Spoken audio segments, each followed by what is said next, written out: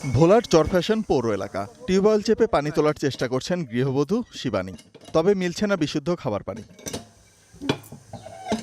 একই চিত্র উপজেলার ২১টি ইউনিয়ন সহ পৌরসভার বাসিন্দাদের।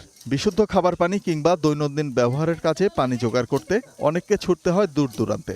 ভূগর্ভস্থ পানির স্তর নিচে নেমে যাওয়ায় এমন পরিস্থিতি। এরই মধ্যে উপজেলার অন্তত ৫০টি টিউবওয়েল অকার্যকর হয়ে পড়েছে। চরম ভোগান্তিতে দিন পার করছেন উপজেলার লক্ষাধিক বাসিন্দা।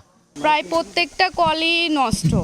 অনেক কল আছে কিন্তু কোনো কলেই পানি উঠতেছে না। শুকনো মৌসুমে আমাদের টিউবওয়েলে পানি থাকে না, আমরা দূর থেকে পানি আনতে হয়। খাবার পানি নাই, গোসলের পানি নাই, টিউবওয়েলের পানি নাই, এমনকি পুকুরের ডোবানালা সবই অকেজ হয়ে গেছে। ঘন্টার পর ঘন্টা কল চাপি পানি আসে না। অবৈধভাবে অনেক গভীর নলকূপ বসানো হচ্ছে, যেটাকে সাবমার্সিবল বলা হয়। কৃষিকাজ করার জন্য এটা বসানো হয় অবৈধভাবে। তো এটার কারণে আমাদের এখানে যে সাধারণ কলগুলো আছে এগুলোতে পানি উঠতেছে না। বাংলাদেশ কৃষি উন্নয়ন কর্পোরেশনের তথ্য বলছে, উপজেলার জিন্নাগড়, মাদ্রাজ, হাজারীগঞ্জ, জাহানপুর ইউনিয়ন সহ পৌর এলাকায় অবৈধভাবে বসানো হয়েছে শতাধিক সাবমার্সিবল পাম্প, যা থেকে প্রতিদিন উত্তোলন করা হচ্ছে বিপুল পরিমাণ ভূগর্ভস্থ পানি। জলবায়ু পরিবর্তনের পাশাপাশি পানির স্তর নেমে যাওয়ার এটিও বড় কারণ। চিকিৎসকরা বলছেন, নিরাপদ পানির অভাবে অনেকেই বাধ্য হয়ে পুকুর কিংবা দূষিত পানি ব্যবহার করছেন। এতে বাড়ছে ডায়রিয়া, চর্মরোগ সহ বিভিন্ন পানিবাহিত রোগের ঝুঁকি। পানিবাহিত যেসব রোগগুলো এগুলোতে আক্রান্ত হওয়ার সম্ভাবনা খুব বেড়ে যাচ্ছে।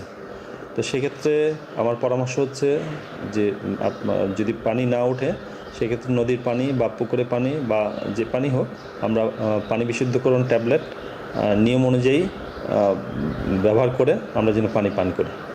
উপজেলা প্রশাসন বলছে, অবৈধ সাবমার্সিবল পাম্প মালিকদের সাথে আলোচনা করে দ্রুত ব্যবস্থা নেওয়া হবে। সরেজমিনে পরিদর্শন করে কি ব্যবস্থা নেওয়া যায় সেটা আমরা দেখছি। আমরা প্রয়োজনে অবৈধ যত নলকূপ আছে এগুলো বন্ধ করে দেব, যাতে মানুষ সুপেয় পানি পেতে পারে। অবৈধ সাবমার্সিবল পাম্প বন্ধ ও পানির সংকট নিরসনে কর্তৃপক্ষের কার্যকরী ব্যবস্থার দাবি জানিয়েছেন ভুক্তভোগী বাসিন্দারা। Desk report, star news.